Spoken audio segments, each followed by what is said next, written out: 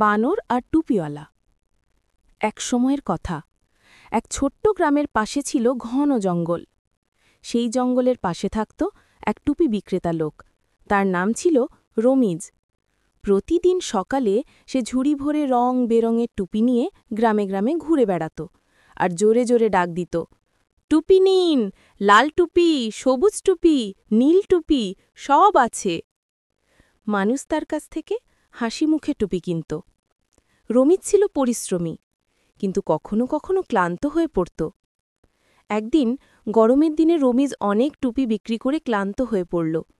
দুপুরের রোদ ঝলমলে, পাখিরা ডাকছে, হালকা বাতাস বইছে। সে ভাবল, এই গাছটা নিচে একটু বিশ্রাম নিই, তারপর আবার চলব। সে এক বিশাল বটগাছের নিচে এসে বসল, টুপি ভর্তি ঝুড়িটা পাশে রাখল। বাতাসে গাছের পাতা দুলছে, ছায়া পড়ছে মুখে। কিছুক্ষণের মধ্যেই রমিজ ঘুমিয়ে গেল। গাছে তখন অনেক বানর বাস করত। দুষ্টু খেলাপাগল একদল বানর। তারা সবসময় কিছু না কিছু কাণ্ড ঘটাত। উপরে থেকে তারা টুপিওয়ালার ঝুড়ির দিকে তাকাল। এক বানর বলল, দেখো দেখো, কত সুন্দর রঙিন জিনিস ওর ঝুড়িতে। অন্য বানর বলল, ওগুলো নিশ্চয়ই খেলনা, চলো নিচে যাই। মুহূর্তেই একে একে বানরগুলো নিচে নেমে এলো।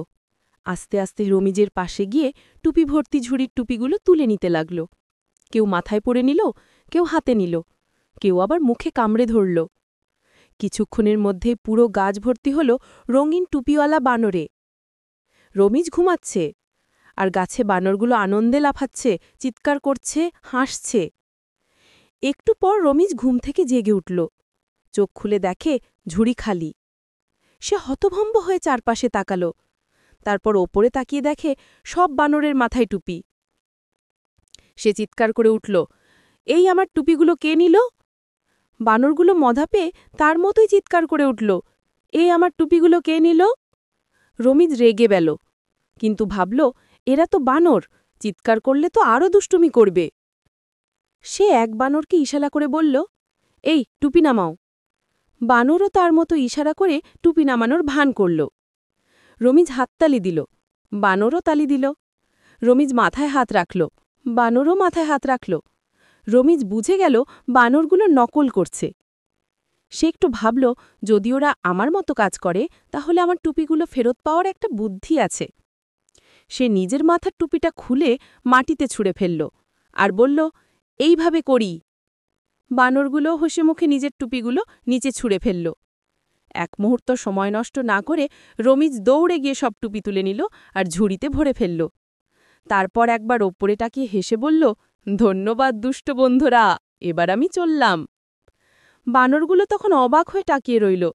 তারা বোঝেনি কিভাবে টুপিওয়ালা তাদের বোকা বানিয়ে গেল। সেদিন রমিজ একটা বড় শিক্ষা পেল। সে ভাবল, বুদ্ধি শক্তিবলের চেয়ে বড়। পরদিন যখন রমিজ আবার সেই বটগাছের পাশে দিয়ে যাচ্ছিল, তখন সে হাসতে হাসতে গাছের দিকে তাকিয়ে বলল, আজ কিন্তু ঘুমোব না, তোমাদের আর সুযোগ দেব না। গাছের ওপরের বানরগুলো যেন বুঝে গিয়েছিল। তারা শান্তভাবে পাতা খাচ্ছিল।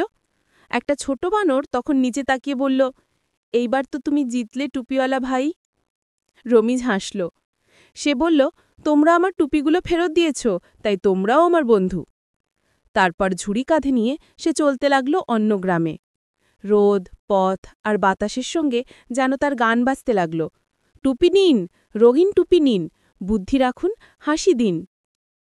গল্পের শিক্ষা: বুদ্ধি, ধৈর্য আর পর্যবেক্ষণ শক্তি দিয়ে যে কোনো সমস্যা সমাধান করা যায়। কখনো রাগ বা ভয় নয়, ঠান্ডা মাথায় ভাবলে বুদ্ধি জয়ী হয়। আমাদের চ্যানেলের ভিডিও ভালো লাগলে একটা লাইক, কমেন্ট এবং সাবস্ক্রাইব করে সাথে থেকো।